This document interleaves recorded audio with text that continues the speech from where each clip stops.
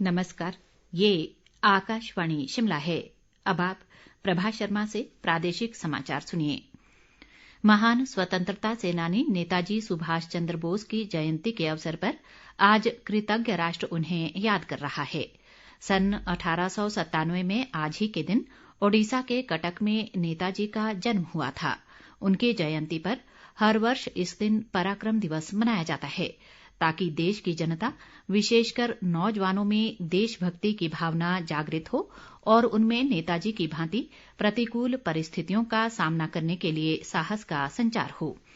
प्रधानमंत्री नरेंद्र मोदी ने कहा है कि वे नेताजी सुभाष चंद्र बोस के विचारों से बहुत प्रभावित हैं और राष्ट्र के लिए उनकी दृष्टि को साकार करने के लिए काम कर रहे हैं। पराक्रम दिवस पर नेताजी को श्रद्धांजलि देते हुए नरेंद्र मोदी ने भारत के इतिहास में नेताजी के अद्वितीय योगदान को स्मरण किया। बाद में उन्होंने संसद के केंद्रीय कक्ष में नेताजी सुभाष चंद्र बोस को श्रद्धांजलि अर्पित की। सूचना और प्रसारण मंत्री अनुराग सिंह ठाकुर ने पराक्रम दिवस के अवसर पर नेताजी सुभाष चंद्र बोस के प्रति कृतज्ञता व्यक्त की है।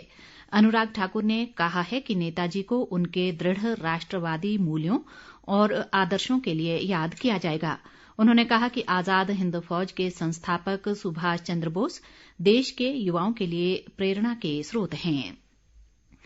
मुख्यमंत्री सुखविंदर सिंह सुक्खू ने आज नई दिल्ली में राष्ट्रपति द्रौपदी मुर्मू से भेंट की। ये एक शिष्टाचार भेंट थी। इस दौरान मुख्यमंत्री ने उपराष्ट्रपति जगदीप धनखड़ से भी शिष्टाचार भेंट की। प्रदेश के मुख्यमंत्री बनने के बाद सुखविंदर सिंह सुक्खू की दोनों नेताओं से ये पहली मुलाकात है। मुख्यमंत्री का प्रधानमंत्री से भी मिलने का कार्यक्रम है। इस बीच स्वास्थ्य मंत्री कर्नल धनीराम शांडिल ने भी आज नई दिल्ली में केंद्रीय स्वास्थ्य मंत्री मनसुख मांडविया से भेंट कर प्रदेश के स्वास्थ्य क्षेत्र से संबंधित विभिन्न मुद्दों पर चर्चा की।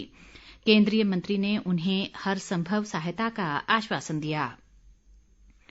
राजस्व व जनजातीय विकास मंत्री जगत सिंह नेगी ने अधिकारियों को विकास कार्य प्राथमिकता के आधार पर सुनिश्चित करने के निर्देश दिए हैं।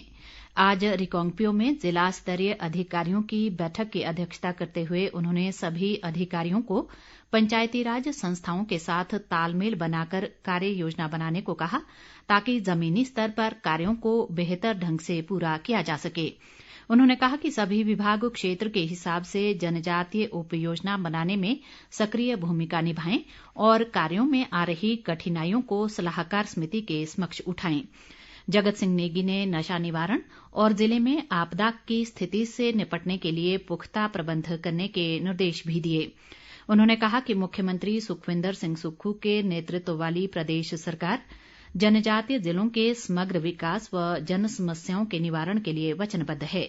इस बीच राजस्व मंत्री ने रिकांगपिओ में जन समस्याएं भी सुनी और उनके जल्द समाधान का लोगों को आश्वासन दिया।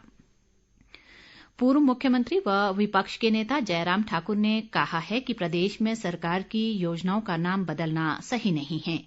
आज शिमला स्थित विधानसभा में नेता प्रतिपक्ष कार्यकाल में अपना कार्यभार संभालने के बाद उन्होंने कहा कि कांग्रेस सरकार जनहित में निर्णय नहीं लेगी तो भाजपा पूरी ताकत के साथ इन निर्णयों का विरोध करेगी। जयराम ठाकुर ने कहा कि प्रदेश के विकास के साथ कोई समझौता नहीं किया जाएगा। उन्होंने कहा कि विधानसभा सत्र में 3 दिन वॉकआउट हुआ और जनता में रोष है, इसलिए सरकार को अपने फैसलों के बारे में फिर सोचना चाहिए।